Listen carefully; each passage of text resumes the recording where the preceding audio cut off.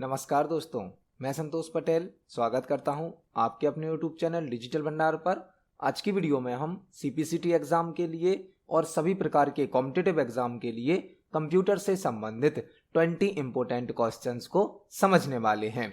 जब हम एक क्वेश्चन को समझते हैं तो उससे संबंधित हमें कुछ और क्वेश्चन भी तैयार करने मिल जाते हैं। आप इन सभी क्वेश्चंस को नोट जरूर करें क्योंकि एक क्वेश्चन से रिलेटेड कई प्रकार के और भी क्वेश्चन बन जाते हैं। यदि आप CPCT एग्जाम के लिए तैयारी कर रहे हैं या आप किसी भी कॉम्पिटिटिव एग्जाम के लिए कंप्यूटर से संबंधित इंपॉर्टेंट क्वेश्चन तैयार करना चाहते हैं तो आप हमारी वीडियोस के माध्यम से कंप्यूटर से संबंधित इंपॉर्टेंट क्वेश्चन तैयार कर सकते हैं। चलिए शुरुआत करते हैं आज की इस वीडियो का। देखते हैं आज का हमारा पहला क्वेश्चन क्या है।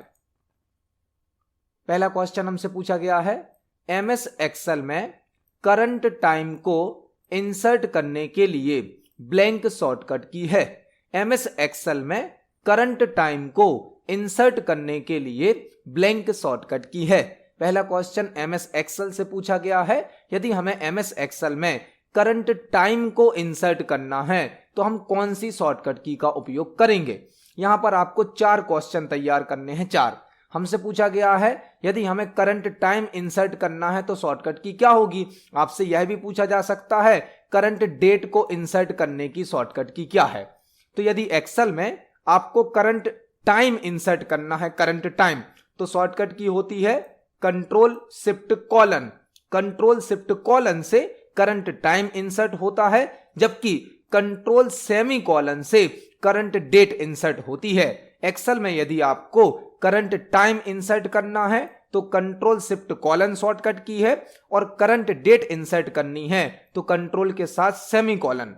जो कॉलन और सेमी कॉलन है वह एक ही की पर होते हैं। सेमी कॉलन नीचे होता है और कॉलन ऊपर होता है। जब आप इस की को बिना शिफ्ट के प्रेस करेंगे तो सेमी कॉलन टाइप होगा, और शिफ्ट के साथ टाइप करेंगे तो कॉलन टाइप होगा। तो यहां पर यदि आप डेट इंसर्ट करना चाहते हैं, करंट डेट, तो कंट्रोल के साथ सेमी कॉलन, और यदि आप टाइम इंसर्ट करना चाहते हैं तो कंट्रोल शिफ्ट कॉलन। आपको यहां पर 2 फंक्शन भी पढ़ने हैं। 2 फंक्शन, एक होता है today function. Today function Excel में क्या करता है। टुडे फंक्शन आज की करंट डेट इंसर्ट करता है। टुडे फंक्शन करंट डेट को इंसर्ट करने वाला फंक्शन कौन सा है, टुडे फंक्शन। और एक होता है नाउ फंक्शन, नाउ, जो कि करंट डेट और करंट टाइम दोनों को इंसर्ट करता है। तो डेट और टाइम से रिलेटेड हमने 2 शॉर्टकट की समझी और 2 फंक्शन समझे। टुडे फंक्शन करंट डेट को इंसर्ट करेगा और now function current date and time दोनों को इंसर्ट करेगा। तो यहां पर हमने 4 क्वेश्चन तैयार करे। इस क्वेश्चन का आंसर है ऑप्शन नंबर सी। हम इन सभी ऑप्शंस को एक्सेल पर प्रैक्टिकली समझने वाले हैं। चलते हैं MS एक्सेल पर। यह हमारा MS एक्सेल सॉफ्टवेयर है। यदि हमें यहां पर करंट डेट इंसर्ट करनी है, करंट डेट, तो हम कंट्रोल के साथ सेमी कॉलन को प्रेस करेंगे। कंट्रोल प्लस सेमी कॉलन से करंट डेट इंसर्ट हो गई है। यदि हमें करंट टाइम इंसर्ट करना है तो हम कंट्रोल शिफ्ट कॉलन को प्रेस करेंगे। कंट्रोल शिफ्ट कॉलन से करंट टाइम ऐड हो जाता है। इसी प्रकार से एक फंक्शन होता है टुडे फंक्शन, जो कि करंट डेट को शो करता है, करंट डेट को इंसर्ट करता है। और यदि आप नाउ फंक्शन का यूज करते हैं, नाउ, तो यह फंक्शन करंट डेट और करंट टाइम दोनों को एक साथ इंसर्ट कर देता है। तो यहां पर हमने MS एक्सेल में 4 क्वेश्चन तैयार करे। इस क्वेश्चन का आंसर है ऑप्शन नंबर सी। देखते हैं हमारे नेक्स्ट क्वेश्चन को। नेक्स्ट क्वेश्चन है, ब्लैंक में स्टेप बाय स्टेप इंस्ट्रक्शन होते हैं जो कंप्यूटर को कार्य पूरा करने के लिए कहता है।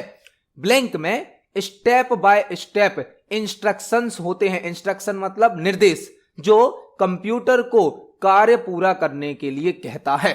हमसे पूछा गया है, दिए गए ऑप्शन में से कौन ऐसा है जिसमें स्टेप बाय स्टेप इंस्ट्रक्शन होते हैं, निर्देश होते हैं, जो कि कंप्यूटर को किसी कार्य को करने के लिए कहता है। प्रोग्राम, हार्डवेयर, डेटा या ऑब्जेक्ट। तो इस क्वेश्चन का सही आंसर होगा option number A, program. Program या software step by step instruction का ग्रुप होता है, जो कि कंप्यूटर को यह बताता है, यह कहता है कि किसी कार्य को किस प्रकार करना है। तो जो प्रोग्राम है या जो सॉफ्टवेयर है वह मल्टीपल इंस्ट्रक्शंस का, निर्देशों का समूह होता है जो कंप्यूटर को बताता है कि किसी कार्य को कैसे पूरा करना है। तो इस क्वेश्चन का सही आंसर होगा option number A, program. Program या सॉफ्टवेयर मल्टीपल इंस्ट्रक्शंस का ग्रुप होता है जो कि कंप्यूटर को यह बताता है कि किसी कार्य को किस प्रकार पूरा करना है। देखते हैं हमारे नेक्स्ट क्वेश्चन को। नेक्स्ट क्वेश्चन है, एमएस वर्ड 2016 की बुलेट लाइब्रेरी में कौन सा ऑप्शन सबसे पहले प्रदर्शित होता है? एमएस वर्ड 2016 की बुलेट लाइब्रेरी में कौन सा ऑप्शन सबसे पहले प्रदर्शित होता है? यह क्वेश्चन एमएस वर्ड से पूछा गया है। यदि हम एमएस वर्ड में कोई लिस्ट बनाना चाहते हैं तो हमें 3 प्रकार के ऑप्शन दिए जाते हैं। एक होती है बुलेट की लिस्ट, एक होती है नंबरिंग की लिस्ट, एक होती है multi level list. MS word में हम 3 प्रकार से लिस्ट बना सकते हैं। बुलेट से लिस्ट बना सकते हैं, नंबरिंग से लिस्ट बना सकते हैं और एक मल्टी लेवल लिस्ट भी बना सकते हैं। हमसे पूछा गया है एमएस वर्ड 2016 की बुलेट लाइब्रेरी में कौन सा ऑप्शन सबसे पहले होता है? जब आप बुलेट से लिस्ट बनाते हो तो जो लाइब्रेरी ओपन होती है, जो बुलेट की लिस्ट ओपन होती है, उसमें सबसे पहला कौन सा ऑप्शन शो होता है? नन, सर्किल वाला बुलेट होता है, डिस्क बुलेट होता है या स्क्वायर बुलेट होता है? आपको जो बुलेट की लिस्ट शो की जाती है उसमें पहला ऑप्शन कौन सा होता है? जो बुलेट की लाइब्रेरी होती है, बुलेट की लिस्ट होती है, उसमें पहला ऑप्शन होता है नन। नन मतलब हमें किसी भी प्रकार के बुलेट को यूज नहीं करना है। इस ऑप्शन से आप बुलेट को ऑफ भी कर सकते हैं। यदि आप ऑलरेडी किसी स्टाइल की बुलेट यूज कर रहे हैं तो उसे इस ऑप्शन के द्वारा ऑफ भी किया जा सकता है। तो एमएस वर्ड की जो बुलेट लाइब्रेरी होती है उसमें पहला ऑप्शन कौन सा होता है? नन होता है। तो इस क्वेश्चन का सही आंसर होगा ऑप्शन नंबर ए। इसको हम एमएस वर्ड पर प्रैक्टिकली देख सकते हैं। चलते हैं एमएस वर्ड पर। एमएस वर्ड में यदि हमें एक बुलेट लिस्ट बनानी है, बुलेट लिस्ट, तो होम टैब के अंतर्गत पैराग्राफ सेक्शन में, होम टैब के अंतर्गत पैराग्राफ सेक्शन में 3 प्रकार के ऑप्शन होते हैं, बुलेट, नंबरिंग और मल्टी लेवल लिस्ट। 3 प्रकार की लिस्ट होती हैं। हमें बुलेट वाला ऑप्शन यूज करना है, बुलेट। जब आप इस ड्रॉप डाउन पर एरो पर क्लिक करेंगे तो एक बुलेट की लाइब्रेरी ओपन होती है, बुलेट की लाइब्रेरी। बुलेट लाइब्रेरी मतलब जिसमें मल्टीपल टाइप के बुलेट की स्टाइल होती हैं। हमसे पूछा गया था इस लाइब्रेरी में पहला ऑप्शन कौन सा होता है? पहला ऑप्शन होता है नन। इसके बाद हमें मल्टीपल टाइप के बुलेट दिए जाते हैं जो कि हम अपने टेक्स्ट में, अपने डॉक्यूमेंट में यूज कर सकते हैं। तो बुलेट लाइब्रेरी के अंदर पहला ऑप्शन कौन सा होता है? नन। तो इस क्वेश्चन का सही आंसर है ऑप्शन नंबर ए। देखते हैं हमारे नेक्स्ट क्वेश्चन को। नेक्स्ट क्वेश्चन है, डॉक्यूमेंट में हेडर कहां दिखाई देता है? डॉक्यूमेंट में हेडर कहां दिखाई देता है? यह क्वेश्चन भी एमएस वर्ड से पूछा गया है। एमएस वर्ड में जो फाइल बनती है उसे डॉक्यूमेंट कहा जाता है। हमसे क्वेश्चन पूछा गया है डॉक्यूमेंट में हेडर कहां दिखाई देता है? जब आप एमएस वर्ड में कोई फाइल बनाते हैं तो उसे डॉक्यूमेंट कहा जाता है। हमसे पूछा गया है डॉक्यूमेंट में हेडर कहां दिखाई देता है। यहां पर आपको 2-3 क्वेश्चन तैयार करने हैं। पहले हम समझेंगे कि हेडर और फुटर होते क्या हैं। हेडर और फुटर होते क्या हैं? जब आप कोई डॉक्यूमेंट बनाते हैं, कोई फाइल बनाते हैं, तो जो आपका पेज होता है, पेज में जो ऊपर वाला टॉप मार्जिन होता है, टॉप मार्जिन, इसे कहा जाता है हेडर। और जो नीचे वाला बॉटम मार्जिन होता है, बॉटम मार्जिन, इसे कहा जाता है फुटर। जब आप कोई पेज बनाते हैं, कोई पेज तैयार करते हैं, तो आपने देखा होगा पेज पर कंप्लीट एरिया में टाइपिंग नहीं होती है। पेज में ऑल साइड पर, चारों साइड पर कुछ ब्लैंक एरिया छोड़ दिया जाता है जिसे हम मार्जिन भी कहते हैं। तो पेज का जो टॉप मार्जिन होता है, टॉप मार्जिन को कहा जाता है हेडर, बॉटम मार्जिन को कहा जाता है फुटर। पेज का जो टॉप मार्जिन होता है, ऊपर वाला ब्लैंक एरिया होता है, उसे कहते हैं हेडर, और नीचे वाले बॉटम मार्जिन को क्या कहते हैं? फुटर। हेडर और फुटर हमारे डॉक्यूमेंट से संबंधित कुछ अतिरिक्त जानकारी को ऐड करने के लिए उपयोग किए जाते हैं। हमने जो डॉक्यूमेंट बनाया है, जो फाइल बनाई है, यदि हमें उससे संबंधित कोई एडिशनल इंफॉर्मेशन अपने पेज पर शो करनी है तो हम हेडर फुटर का उपयोग कर सकते हैं। Header footer option MS word के इंसर्ट टैब में प्राप्त होते हैं। Header footer option MS word के इंसर्ट टैब में प्राप्त होते हैं। हमसे क्वेश्चन क्या पूछा गया है, डॉक्यूमेंट में हेडर कहां दिखाई देता है? हेडर दिखाई देता है at the top of every page. At the top of every page मतलब प्रत्येक पेज के शीर्ष पर, मतलब ऊपर साइड। प्रत्येक पेज के टॉप पर हमें क्या दिखाया जाता है? हेडर। और फुटर कहां दिखाया जाता है? At the bottom of every page.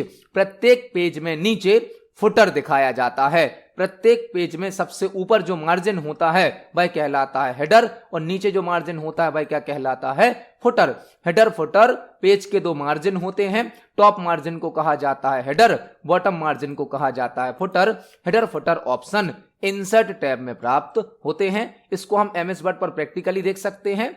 यदि आपको एमएस वर्ड में हेडर फुटर को यूज करना है तो आप इंसर्ट टैब को सिलेक्ट करें। यहां पर आपको हेडर और फुटर नाम के दो ऑप्शन प्रदान किए जाते हैं। आप टॉप मार्जिन में या बॉटम मार्जिन में डबल क्लिक करके भी हेडर फुटर को ऑन कर सकते हैं। आपका पेज का जो टॉप मार्जिन होता है या बॉटम मार्जिन होता है उसे हेडर फुटर कहते हैं। इसमें डबल क्लिक करने से भी हेडर फुटर ऑन हो जाता है। तो इस क्वेश्चन का सही आंसर है ऑप्शन नंबर सी। देखते हैं हमारे नेक्स्ट क्वेश्चन को। नेक्स्ट क्वेश्चन है, विंडोज 98 को ब्लैंक में विकसित किया गया था। विंडोज 98 को ब्लैंक में विकसित किया गया था। यह क्वेश्चन विंडोज से संबंधित है। विंडोज से, विंडोज क्या है? विंडोज एक ऑपरेटिंग सिस्टम है। विंडोज एक ऑपरेटिंग सिस्टम है जिसे माइक्रोसॉफ्ट कंपनी के द्वारा बनाया गया है। विंडोज एक ऑपरेटिंग सिस्टम है जिसे माइक्रोसॉफ्ट कंपनी के द्वारा बनाया गया है। यह एक GUI बेस्ड ऑपरेटिंग सिस्टम है। ग्राफिकल यूजर इंटरफेस पर आधारित ऑपरेटिंग सिस्टम है।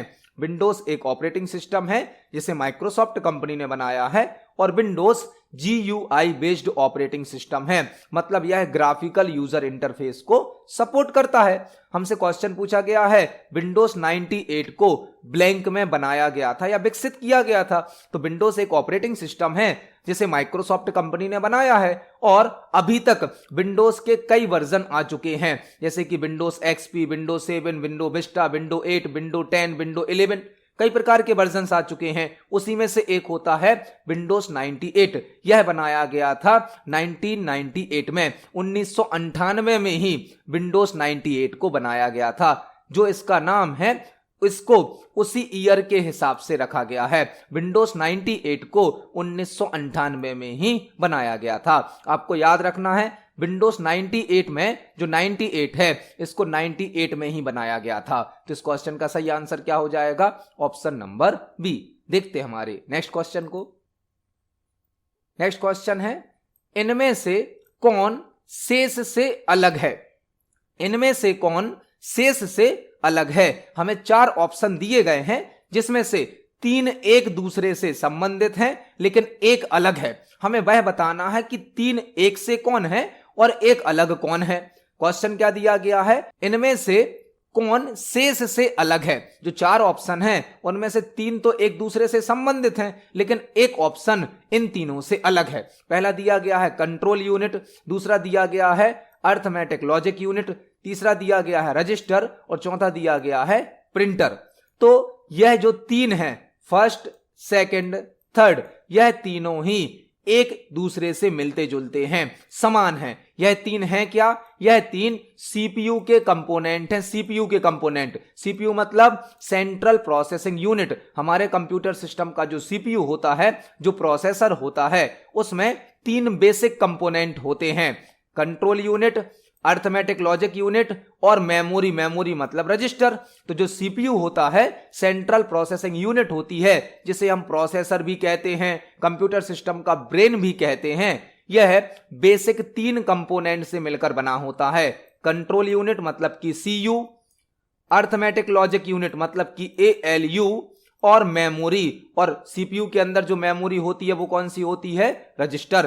तो यह तीनों सीपीयू के कंपोनेंट हैं, लेकिन प्रिंटर सीपीयू का कंपोनेंट नहीं है, तो यह हो जाएगा अलग। मतलब इन चारों ऑप्शन में से प्रिंटर अलग है, क्योंकि जो कंट्रोल यूनिट है वह तो सीपीयू का एक कंपोनेंट है, अर्थमेटिक लॉजिक यूनिट भी सीपीयू का कंपोनेंट है, रजिस्टर मतलब मेमोरी भी सीपीयू का कंपोनेंट है, लेकिन प्रिंटर नहीं है। तो इस क्वेश्चन का सही आंसर हो जाएगा ऑप्शन नंबर डी, प्रिंटर अलग है। देखते हैं हमारे नेक्स्ट क्वेश्चन को। नेक्स्ट क्वेश्चन है, जब आप अपने कंप्यूटर में नया सॉफ्टवेयर इंस्टॉल करते हैं तब आमतौर पर उसे ब्लैंक मेन्यू में जोड़ लिया जाता है। जब आप अपने कंप्यूटर में नया सॉफ्टवेयर इंस्टॉल करते हैं तब आमतौर पर उसे ब्लैंक मेन्यू में जोड़ लिया जाता है। हमसे क्वेश्चन पूछा गया है, यदि हम अपने कंप्यूटर पर एक नया सॉफ्टवेयर इंस्टॉल करते हैं मतलब एक नया सॉफ्टवेयर अपने कंप्यूटर में डालते हैं, एक नया सॉफ्टवेयर अपने कंप्यूटर से जोड़ते हैं, या एक नया सॉफ्टवेयर अपने कंप्यूटर में ऐड करते हैं, तो उसके लिए यूज किया जाता है सॉफ्टवेयर को इंस्टॉल करना। जब हम अपने कंप्यूटर में कोई नया सॉफ्टवेयर जोड़ेंगे तो उसे कहा जाता है सॉफ्टवेयर को इंस्टॉल करना, और जब हम अपने कंप्यूटर से किसी सॉफ्टवेयर को हटाते हैं, डिलीट करते हैं, तो उसे कहा जाता है सॉफ्टवेयर को अनइंस्टॉल करना। इंस्टॉल करना मतलब सॉफ्टवेयर को कंप्यूटर में ऐड करना, और अनइंस्टॉल करना मतलब सॉफ्टवेयर को कंप्यूटर से हटाना। हमसे क्वेश्चन क्या पूछा गया है, जब आप अपने कंप्यूटर में नया सॉफ्टवेयर इंस्टॉल करते हैं तब आमतौर पर उसे ब्लैंक मेन्यू में जोड़ लिया जाता है। जब भी कोई सॉफ्टवेयर कंप्यूटर में इंस्टॉल होता है तो उसका नाम ऑल प्रोग्राम्स की लिस्ट में ऐड कर दिया जाता है। ऑल प्रोग्राम्स इसका नाम ही है। ऑल प्रोग्राम एक ऐसा मेन्यू होता है जिसमें हमारे कंप्यूटर में इंस्टॉल सभी प्रोग्राम मतलब सभी सॉफ्टवेयर की लिस्ट शो होती है। तो जब भी हम कोई नया सॉफ्टवेयर इंस्टॉल करेंगे तो उसका नाम ऑटोमेटिक कहां ऐड हो जाता है, ऑल प्रोग्राम्स की लिस्ट में। तो इस क्वेश्चन का सही आंसर होगा ऑप्शन नंबर ए। जब भी हम कोई नया सॉफ्टवेयर इंस्टॉल करते हैं तब आमतौर पर उसे ऑल प्रोग्राम्स मेन्यू में जोड़ लिया जाता है, जहां से हम किसी भी सॉफ्टवेयर को ओपन कर सकते हैं। जब हम स्टार्ट बटन पर क्लिक करते हैं तब ऑल प्रोग्राम्स मेन्यू ओपन हो जाता है। देखते हैं हमारे नेक्स्ट क्वेश्चन को। ब्लैंक यूटिलिटी हार्ड डिस्क पर अननेसेसरी फाइल को पहचानती है और यूजर की कमांड के आधार पर उन्हें मिटा देती है।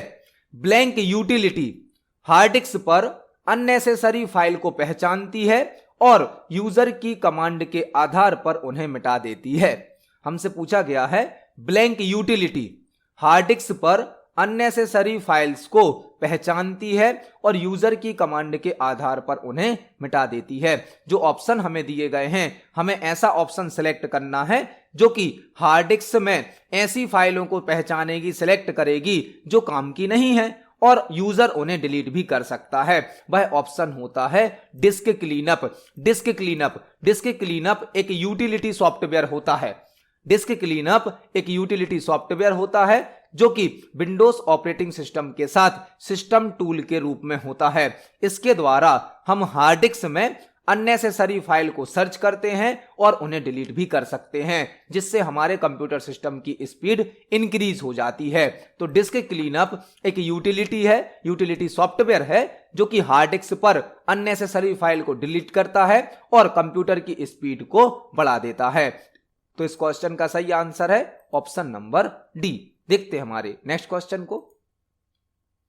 नेक्स्ट क्वेश्चन है, एक प्रिंटर को इंपैक्ट या नॉन इंपैक्ट के रूप में वर्गीकृत किया जाता है और वर्गीकरण ब्लैंक पर आधारित होता है। एक प्रिंटर को इंपैक्ट या नॉन इंपैक्ट के रूप में वर्गीकृत किया जाता है, मतलब क्लासिफाई किया जाता है, और वर्गीकरण ब्लैंक पर आधारित होता है। यह क्वेश्चन प्रिंटर से संबंधित है। प्रिंटर जो कि एक आउटपुट डिवाइस होती है और प्रिंटर हमें हार्ड कॉपी आउटपुट प्रदान करता है। यह क्वेश्चन प्रिंटर से संबंधित है। प्रिंटर एक आउटपुट डिवाइस है जो कि हमें हार्ड कॉपी आउटपुट प्रदान करता है। हमने प्रीवियस वीडियोस में भी समझा है कि प्रिंटर की एक कैटेगरी होती है इंपैक्ट प्रिंटर, एक होते हैं non impact printer, impact printer वह कहलाते हैं जो कि प्रिंटिंग करते समय साउंड अधिक करते हैं, आवाज अधिक करते हैं, जबकि नॉन इम्पैक्ट प्रिंटर बहुत कम मात्रा में साउंड करते हैं। इम्पैक्ट प्रिंटर की जो प्रिंटिंग स्पीड होती है वह स्लो होती है, जबकि नॉन इम्पैक्ट प्रिंटर की स्पीड फास्ट होती है। इम्पैक्ट प्रिंटर हाई क्वालिटी का आउटपुट नहीं देता है, जबकि non impact printer high quality का आउटपुट देता है। हमसे पूछा गया है एक प्रिंटर को इम्पैक्ट या नॉन इम्पैक्ट के रूप में वर्गीकृत किया जाता है। कोई भी प्रिंटर या तो इम्पैक्ट प्रिंटर होगा या नॉन इम्पैक्ट प्रिंटर होगा, और वर्गीकरण मतलब क्लासिफिकेशन ब्लैंक पर आधारित होता है। यह जो इम्पैक्ट और नॉन इम्पैक्ट कैटेगरी बनाई गई हैं, यह किस आधार पर बनाई गई हैं?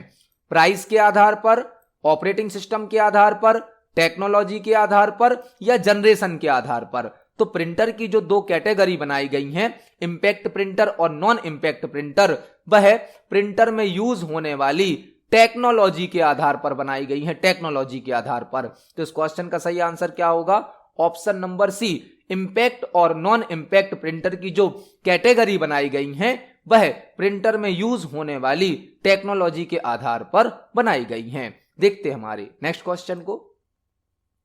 नेक्स्ट क्वेश्चन है, टेक्स्ट को नेक्स्ट लाइन में ऑटोमेटिक ले जाना क्या कहलाता है? टेक्स्ट को नेक्स्ट लाइन में ऑटोमेटिक ले जाना क्या कहलाता है? टेक्स्ट को नेक्स्ट लाइन में ऑटोमेटिक ले जाना क्या कहलाता है? जब आप किसी सॉफ्टवेयर में टेक्स्ट टाइप करते हैं तो आपने देखा होगा, आप यहां से टेक्स्ट टाइप करना स्टार्ट करेंगे और टाइपिंग करते करते जब हमारी एक लाइन कंप्लीट हो जाती है तो कर्सर ऑटोमेटिक नीचे आ जाता है, दूसरी लाइन कंप्लीट होती है तो ऑटोमेटिक कर्सर नीचे आ जाता है। इससे क्या कहा जाता है? टेक्स्ट को नेक्स्ट लाइन में ऑटोमेटिक ले जाना क्या कहलाता है? Insert word, align word, word rap या शिफ्ट वर्ड? तो यह फीचर कहलाता है वर्ड रैप। वर्ड रैप के द्वारा क्या होता है, जब हमारी एक लाइन कंप्लीट हो जाती है तो ऑटोमेटिक कर्सर कहां आ जाता है? नीचे वाली लाइन पर आ जाता है। यह कौन सा फीचर होता है? Word rap. वर्ड रैप करता क्या है, जैसे ही हमारी एक लाइन कंप्लीट होती है ऑटोमेटिक कर्सर को कहां ट्रांसफर कर देता है? नेक्स्ट लाइन पर। इस फीचर को क्या कहा जाता है? Word rap. इस क्वेश्चन का सही आंसर होगा option number C. Word wrap एक ऐसा ऑप्शन होता है जो एक लाइन कंप्लीट होने पर ऑटोमेटिक कर्सर को नेक्स्ट लाइन पर ट्रांसफर कर देता है। आपने नोटपैड में, वर्डपैड में और एमएस वर्ड में भी वर्ड रैप ऑप्शन का यूज किया होगा। इस क्वेश्चन का सही आंसर है ऑप्शन नंबर सी। देखते हैं हमारे नेक्स्ट क्वेश्चन को। नेक्स्ट क्वेश्चन है, एमएस वर्ड में टेबल ऑफ कंटेंट ऐड करने के लिए किस टैब का उपयोग किया जाता है? एमएस वर्ड में टेबल ऑफ कंटेंट ऐड करने के लिए किस टैब का उपयोग किया जाता है? यह क्वेश्चन एमएस वर्ड से पूछा गया है। यदि हमें एमएस वर्ड में टेबल ऑफ कंटेंट ऐड करना है, मतलब टेबल ऑफ कंटेंट बनाना है, तो हमें किस टैब का उपयोग करना होता है? टेबल ऑफ कंटेंट क्या होता है? टेबल ऑफ कंटेंट का मतलब होता है एक इंडेक्स, एक लिस्ट।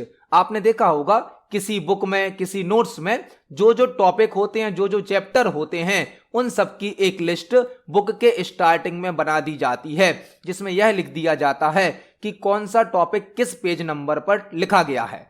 वह कहलाता है टेबल ऑफ कंटेंट। तो जब आप एमएस वर्ड में कोई बड़ी फाइल बनाते हैं जिसमें मल्टीपल टॉपिक होते हैं तो आप उसका टेबल ऑफ कंटेंट भी क्रिएट कर सकते हैं।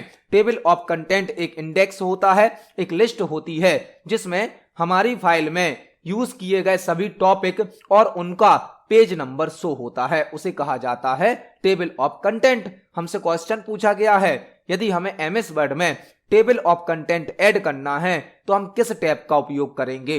जो टेबल ऑफ कंटेंट ऑप्शन है यह रेफरेंस टैब में प्राप्त होता है, रेफरेंस टैब में। तो इस क्वेश्चन का सही आंसर क्या होगा? Option number B.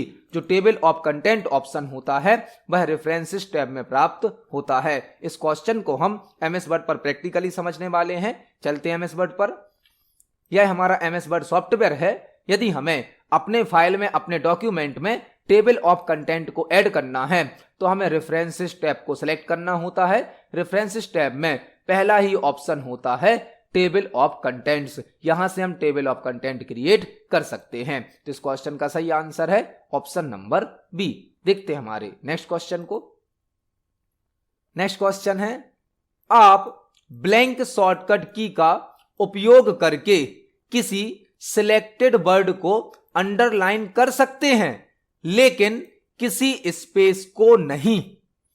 आप ब्लैंक शॉर्टकट की का उपयोग करके किसी सिलेक्टेड वर्ड को अंडरलाइन कर सकते हैं लेकिन किसी स्पेस को नहीं। यह क्वेश्चन आपको थोड़ा सा समझना है। क्वेश्चन आपसे क्या पूछा गया, आप ब्लैंक शॉर्टकट की का उपयोग करके किसी सिलेक्टेड वर्ड को अंडरलाइन कर सकते हैं लेकिन किसी स्पेस को नहीं।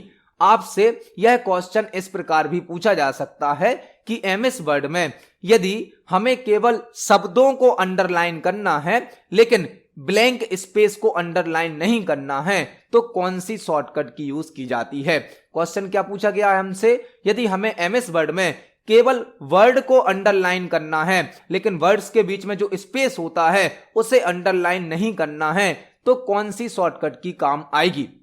फॉर एग्जाम्पल हमने यहां पर लिखा है टेक्स्ट, एक वर्ड क्या लिखा हमने, टेक्स्ट, इसके बाद हमने बीच में स्पेस दिया, फिर हमने यहां पर लिखा है फॉर एग्जाम्पल सेकंड। अब हमारे कितने वर्ड लिखे गए हैं, 2 वर्ड, टेक्स्ट और सेकंड। हमने दोनों शब्दों को एक साथ सेलेक्ट किया और आपने एक अंडरलाइन की शॉर्टकट की पढ़ी होगी control plus you. Control plus you, control plus you से आप अंडरलाइन करते हैं लेकिन जब आप कंट्रोल प्लस यू से अंडरलाइन करेंगे तो यह टेक्स्ट भी अंडरलाइन होगा, सेकंड भी अंडरलाइन होगा और बीच का स्पेस भी अंडरलाइन हो जाएगा। बीच में जो ब्लैंक स्पेस है वह भी क्या हो जाएगा, अंडरलाइन। लेकिन हमसे क्वेश्चन पूछा गया है कि हमें केवल शब्दों को अंडरलाइन करना है, बीच में जो स्पेस है उसे अंडरलाइन नहीं करना है। उसके लिए कौन सी शॉर्टकट की होगी, उसके लिए शॉर्टकट की होती है control shift W. Control shift W, इसको डब्ल्यू से याद रखना है। आपसे पूछा गया है विदाउट स्पेस के अंडरलाइन करना, हमें स्पेस को अंडरलाइन नहीं करना है, मतलब विदाउट स्पेस के यदि हमें केवल वर्ड्स को अंडरलाइन करना है तो शॉर्टकट की है control shift W. Without space के अंडरलाइन करने के लिए शॉर्टकट की क्या है, कंट्रोल शिफ्ट डब्ल्यू। एक होती है कंट्रोल डब्ल्यू जिससे शब्दों के साथ स्पेस भी अंडरलाइन हो जाता है लेकिन कंट्रोल शिफ्ट डब्ल्यू से स्पेस अंडरलाइन नहीं होता है। तो इस क्वेश्चन में हमने 2 शॉर्टकट की समझी, एक कंट्रोल डब्ल्यू, एक कंट्रोल शिफ्ट डब्ल्यू। अब हम दोनों शॉर्टकट की को एमएस वर्ड पर प्रैक्टिकली समझने वाले हैं। चलते हैं एमएस वर्ड पर। एमएस वर्ड में यदि हम किसी टेक्स्ट को सिलेक्ट करते हैं और कंट्रोल प्लस यू को प्रेस करते हैं, यहां पर हमने एक पैराग्राफ को सिलेक्ट किया और कंट्रोल प्लस यू को प्रेस किया तो आप देख सकते हैं टेक्स्ट के साथ जो स्पेस है वह भी अंडरलाइन हो गया है क्योंकि हमने इस पैराग्राफ को नॉर्मल शॉर्टकट की से कंट्रोल प्लस यू से अंडरलाइन किया। आप देख सकते हैं वर्ड तो अंडरलाइन हो रहे हैं, साथ ही साथ बीच का जो ब्लैंक स्पेस है वह भी अंडरलाइन हो रहा है। यह तो नॉर्मल शॉर्टकट की है कंट्रोल यू, इसको हम ऑफ करते हैं। हमसे पूछा गया है हमें केवल शब्दों को अंडरलाइन करना है लेकिन स्पेस को अंडरलाइन नहीं करना है, उसकी शॉर्टकट की है control shift W. Control shift W. अब आप देख सकते हैं यहां पर अब जो अंडरलाइन किया गया है इसमें केवल वर्ड अंडरलाइन हुए हैं लेकिन जो हमारा स्पेस है वह अंडरलाइन नहीं हुआ है। तो यदि हमें एमएस वर्ड में विदाउट स्पेस के वर्ड्स को अंडरलाइन करना है तो शॉर्टकट की होती है कंट्रोल शिफ्ट डब्ल्यू। इस क्वेश्चन का सही आंसर है ऑप्शन नंबर बी। देखते हैं हमारे नेक्स्ट क्वेश्चन को। नेक्स्ट क्वेश्चन है पैरेलल पोर्ट आमतौर पर ब्लैंक द्वारा उपयोग किया जाता है। पैरेलल पोर्ट आमतौर पर ब्लैंक द्वारा उपयोग किया जाता है। यह क्वेश्चन एक पोर्ट से संबंधित है। पैरेलल पोर्ट आमतौर पर ब्लैंक द्वारा उपयोग किया जाता है। पैरेलल एक बड़ी साइज का पोर्ट होता है जो कि जर्नली प्रिंटर के द्वारा उपयोग किया जाता है। प्रिंटर के द्वारा पैरेलल एक बड़ी साइज का पोर्ट होता है जिसे एलपीटी पोर्ट भी कहा जाता है। एलपीटी मतलब line print terminal. Line print terminal यह एक बड़ी साइज का पोर्ट होता है जिसे एलपीटी पोर्ट भी कहते हैं। लाइन प्रिंट टर्मिनल जो कि जर्नली प्रिंटर के साथ उपयोग किया जाता है। पैरेलल पोर्ट एक बार में 8 बिट्स को ट्रांसफर करता है। 8 बिट्स को आपसे क्वेश्चन पूछा जा सकता है पैरेलल पोर्ट के द्वारा कितनी बिट को ट्रांसफर किया जाता है, कितनी बिट को सेंड किया जाता है। तो पैरेलल पोर्ट 8 बिट को सेंड करता है, इसे एलपीटी पोर्ट भी कहते हैं और यह प्रिंटर के साथ उपयोग किया जाता है। इस क्वेश्चन का सही आंसर है ऑप्शन नंबर ए। देखते हैं हमारे नेक्स्ट क्वेश्चन को। नेक्स्ट क्वेश्चन है, हमें एक ऑक्टल नंबर दिया गया है, ऑक्टल नंबर, और इसकी हमें बाइनरी वैल्यू बतानी है, क्या होगी। हमें एक ऑक्टल नंबर दिया गया है और इसकी हमें बाइनरी वैल्यू बतानी है, क्या होगी। यह क्वेश्चन कंप्यूटर नंबर सिस्टम से पूछा गया है, कंप्यूटर नंबर सिस्टम से। हमें एक ऑक्टल नंबर दिया गया है जिसको हमें किस में बदलना है, बाइनरी नंबर में। यह क्वेश्चन कंप्यूटर नंबर सिस्टम से पूछा गया है। अब सीपीसीटी के एग्जाम में, सभी प्रकार के कॉम्पिटिटिव एग्जाम में 1-2 क्वेश्चन कंप्यूटर नंबर सिस्टम से भी पूछ लिए जाते हैं।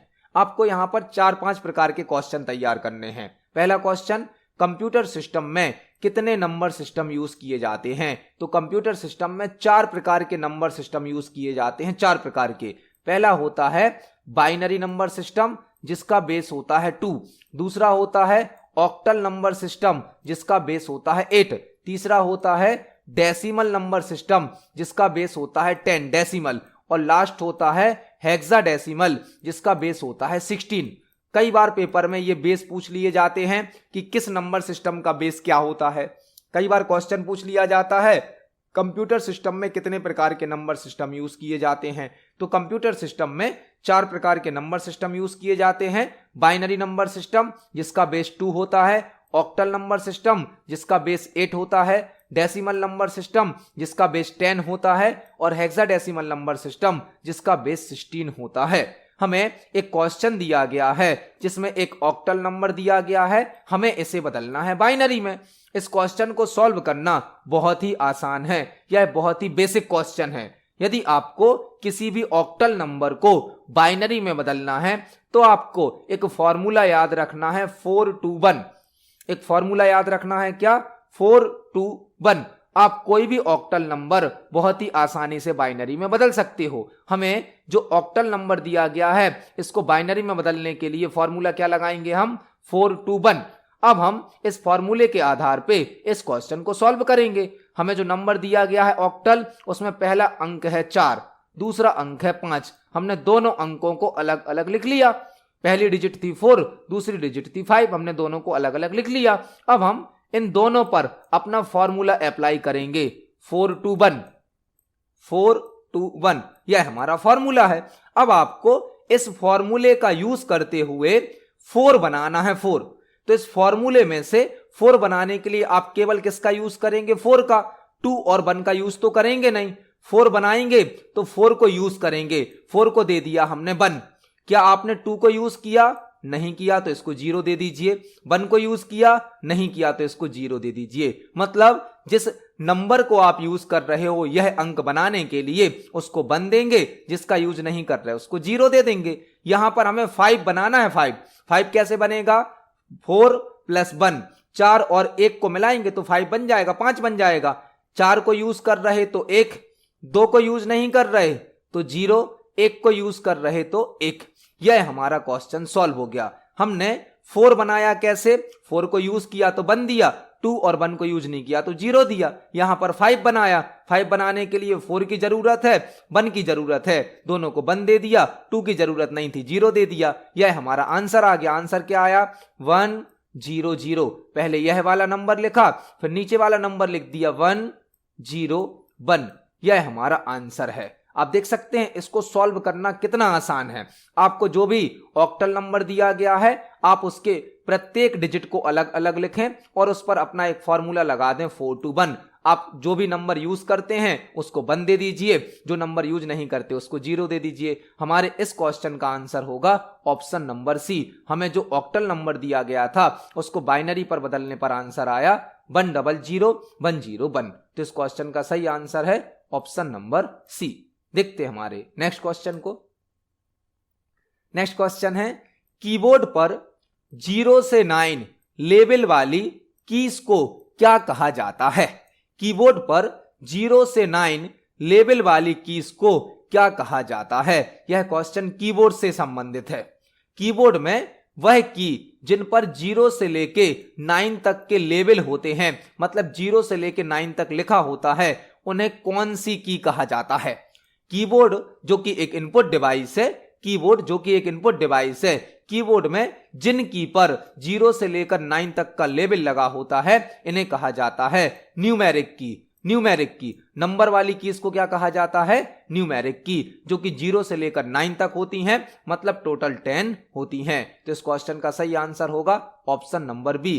कीबोर्ड पर 0 से लेकर 9 लेवल वाली कीज को न्यूमेरिक कीज कहा जाता है। देखते हैं हमारे नेक्स्ट क्वेश्चन को। नेक्स्ट क्वेश्चन है सेकेंडरी स्टोरेज डिवाइस के नाम की पहचान करें।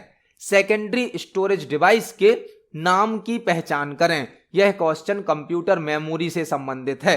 हमसे पूछा गया है सेकेंडरी स्टोरेज डिवाइस के नाम की पहचान करें। हमें 4 डिवाइस के नाम दिए गए हैं और इनमें से हमें वह नाम सेलेक्ट करना है जो कि एक सेकेंडरी स्टोरेज डिवाइस का नाम है। यह क्वेश्चन कंप्यूटर की मेमोरी से संबंधित है। मेमोरी 2 प्रकार की होती हैं, एक होती है प्राइमरी मेमोरी, एक होती है हमारी सेकेंडरी मेमोरी। प्राइमरी मेमोरी वह मेमोरी होती हैं जो डायरेक्ट सीपीयू से कनेक्ट होती हैं, डायरेक्ट प्रोसेसर से कनेक्ट होती हैं, जैसे कि रैम और रोम। रैम और रोम दोनों ही प्राइमरी मेमोरी हैं। रैम और रोम दोनों ही प्राइमरी मेमोरी हैं। रैम का फुल फॉर्म होता है रैंडम एक्सेस मेमोरी, रोम का फुल फॉर्म होता है रीड ओनली मेमोरी। और माइक्रोफोन तो एक इनपुट डिवाइस है, यह तो मेमोरी है ही नहीं है। आंसर क्या हो जाएगा, हार्ड डिस्क। हार्ड डिस्क एक सेकेंडरी स्टोरेज डिवाइस है जो कि परमानेंटली डेटा को स्टोर करती है। तो इस क्वेश्चन का सही आंसर होगा option number C, hard disk. RAM एक प्राइमरी मेमोरी है, रोम एक प्राइमरी मेमोरी है, माइक्रोफोन तो एक इनपुट डिवाइस है, यह तो मेमोरी है ही नहीं है। यहां पर हार्ड डिस्क हमारी कौन सी मेमोरी है, सेकेंडरी स्टोरेज डिवाइस। तो इस क्वेश्चन का सही आंसर है ऑप्शन नंबर सी। देखते हैं हमारे नेक्स्ट क्वेश्चन को। नेक्स्ट क्वेश्चन है एमएस एक्सेल में equal max true comma false का आउटपुट क्या होगा। एमएस एक्सेल में यदि हम मैक्स फंक्शन को लगाते हैं और उसमें 2 आर्ग्यूमेंट देते हैं ट्रू एंड फॉल्स, तो हमें क्या आउटपुट प्राप्त होगा। यह क्वेश्चन एमएस एक्सेल से पूछा गया है। एमएस एक्सेल का मैक्स फंक्शन हमसे पूछा गया है। मैक्स, मैक्स का मतलब क्या होता है, मैक्सिमम। एमएस एक्सेल में जो मैक्स फंक्शन है यह मैक्सिमम वैल्यू को सर्च करता है, अधिकतम वैल्यू को सर्च करता है। मतलब यदि हम कुछ नंबर इसको देते हैं तो यह हमें सबसे बड़ा नंबर फाइंड करके देता है। मैक्स का मतलब है मैक्सिमम। लेकिन इसमें जो आर्ग्यूमेंट पास किए गए हैं, आर्ग्यूमेंट मतलब इस फंक्शन के अंदर हमने जो वैल्यू दी है, एक वैल्यू है ट्रू, एक वैल्यू है फॉल्स, और हमसे पूछा गया है इसका आउटपुट क्या होगा। यदि आप मैक्स फंक्शन को लगाते हैं तो यह करता क्या है, यह हमें बड़ी वैल्यू सर्च करके देता है। लेकिन यहां पर 2 ही वैल्यू दी गई हैं, एक ट्रू और एक फॉल्स। हमसे पूछा गया है आउटपुट क्या होगा, 1, 0, एरर या फॉल्स। आपको यहां पर थोड़ा सा समझना है, मैक्स फंक्शन हमें बड़ी वैल्यू निकाल कर देता है और ट्रू का मतलब होता है 1। ट्रू और फॉल्स 2 लॉजिकल वैल्यू हैं, लॉजिकल वैल्यू हैं। ट्रू का मतलब होता है 1, फॉल्स का मतलब होता है 0। और जब हम मैक्स फंक्शन में ट्रू और फॉल्स देंगे तो बड़ी वैल्यू कौन सी कहलाएगी, 1, जो कि ट्रू को रिप्रेजेंट करती है। फॉल्स तो क्या होता है, 0। तो यहां पे आंसर क्या मिल जाएगा, हमें 1 मिल जाएगा, क्योंकि ट्रू का मतलब है 1, फॉल्स का मतलब है 0। तो यहां पे बड़ी वैल्यू कौन सी हो जाएगी, 1 हो जाएगी। इस क्वेश्चन का सही आंसर होगा ऑप्शन नंबर ए। यदि हम मैक्स फंक्शन में 2 वैल्यू देते हैं, एक ट्रू और एक फॉल्स, तो आउटपुट क्या प्राप्त होगा, हमें 1 प्राप्त होगा, क्योंकि ट्रू को 1 से रिप्रेजेंट किया जाता है, फॉल्स को 0 से रिप्रेजेंट किया जाता है। इसको हम एक्सेल पर प्रैक्टिकली भी देख सकते हैं। यदि हम एमएस एक्सेल में इक्वल के साथ मैक्स फंक्शन को टाइप करें और यहां पर ट्रू कॉमा फॉल्स 2 वैल्यू दें, इसके बाद ब्रैकेट को क्लोज करें और एंटर की को प्रेस करें, तो आप देख सकते हैं आउटपुट क्या प्राप्त हुआ, 1। क्यों, क्योंकि ट्रू रिप्रेजेंट करता है 1 को, फॉल्स रिप्रेजेंट करता है 0 को। तो ट्रू मतलब 1 तो बड़ी वैल्यू हो गई 1, फॉल्स मतलब 0 वह हो गई छोटी वैल्यू। तो यहां पे आंसर क्या मिलेगा, हमें 1 मिलेगा। इस क्वेश्चन का सही आंसर है ऑप्शन नंबर ए। देखते हैं हमारे नेक्स्ट क्वेश्चन को। नेक्स्ट क्वेश्चन है कंप्यूटर को रीबूट करने के लिए निम्न में से कौन कमांड दी जाती है?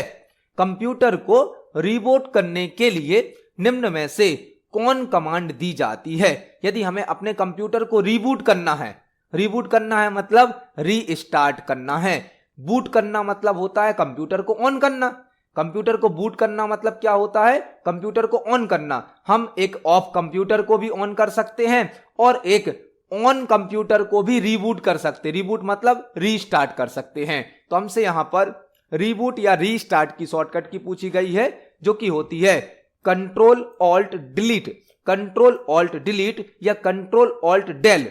किसी कीबोर्ड में डिलीट की पर डेल लिखा होता है, किसी कीबोर्ड में कंप्लीट डिलीट लिखा होता है। यदि हमें कंप्यूटर को रीबूट करना है, रीबूट मतलब रीस्टार्ट, एक पहले से ऑन कंप्यूटर को यदि बंद करके हमें दोबारा ऑन करना है तो उसे कहा जाता है रीस्टार्ट, जिसे हम रीबूट भी कह सकते हैं। क्योंकि बूट करना मतलब कंप्यूटर को ऑन करना और रीबूट मतलब एक ऑन कंप्यूटर को दोबारा ऑन करना, रीस्टार्ट करना। उसके लिए शॉर्टकट की क्या होती है? कंट्रोल ऑल्ट डेल या कंट्रोल ऑल्ट डिलीट। तो इस क्वेश्चन का सही आंसर होगा ऑप्शन नंबर बी। एक कंप्यूटर को रीबूट या रीस्टार्ट करने के लिए कंट्रोल ऑल्ट डिलीट शॉर्टकट की का यूज किया जाता है। देखते हैं हमारे नेक्स्ट क्वेश्चन को। नेक्स्ट क्वेश्चन है, सी लैंग्वेज का आविष्कार ब्लैंक ने किया है। सी लैंग्वेज का आविष्कार ब्लैंक ने किया है। यह क्वेश्चन कोडिंग से, प्रोग्रामिंग से संबंधित है। हमसे पूछा गया है सी लैंग्वेज का आविष्कार या इन्वेंशन किसने किया है? सी जो कि एक प्रोग्रामिंग लैंग्वेज है, एक हाई लेवल लैंग्वेज है और यह थर्ड जनरेशन की प्रोग्रामिंग लैंग्वेज है। सी लैंग्वेज एक प्रोग्रामिंग लैंग्वेज है, एक हाई लेवल लैंग्वेज है और यह थर्ड जनरेशन की प्रोग्रामिंग लैंग्वेज है। सी लैंग्वेज को डेनिस रिची के द्वारा बनाया गया है, डेनिस रिची के द्वारा, और इसे 1972 में बनाया गया था, 1972 में बनाया गया था। जो सी लैंग्वेज है इसे डेनिस रिची के द्वारा 1972 में बनाया गया था। तो इस क्वेश्चन का सही आंसर होगा ऑप्शन नंबर सी। सी लैंग्वेज का आविष्कार डेनिस रिची ने किया है। क्वेश्चन का आंसर है option number C. Next question हमसे पूछा गया है, कंप्यूटर नेटवर्क में बैप का फुल फॉर्म क्या होता है? कंप्यूटर नेटवर्क में बैप का फुल फॉर्म क्या होता है? WAP। कंप्यूटर नेटवर्क में बैप का फुल फॉर्म क्या होता है? बैप का फुल फॉर्म होता है wireless application protocol. Computer network में WAP मतलब बैप का फुल फॉर्म क्या होता है? Wireless application protocol. Wireless application protocol, WAP bap का फुल फॉर्म है वायरलेस एप्लीकेशन प्रोटोकॉल। तो इस क्वेश्चन का सही आंसर होगा option number D. WAP bap का फुल फॉर्म होता है वायरलेस एप्लीकेशन प्रोटोकॉल। तो आज की वीडियो में हमने CPCT एग्जाम के लिए और सभी प्रकार के कॉम्पिटिटिव एग्जाम के लिए कंप्यूटर से संबंधित 20 इंपोर्टेंट क्वेश्चंस को समझा है। आप इन सभी क्वेश्चंस को पढ़ें, समझें। यदि आपका कोई क्वेश्चन है, कोई डाउट है तो कमेंट सेक्शन में जरूर पूछें। वीडियो पसंद आती है तो वीडियो को लाइक करें, ज्यादा से ज्यादा शेयर करें। मिलते हैं अगली वीडियो में। धन्यवाद।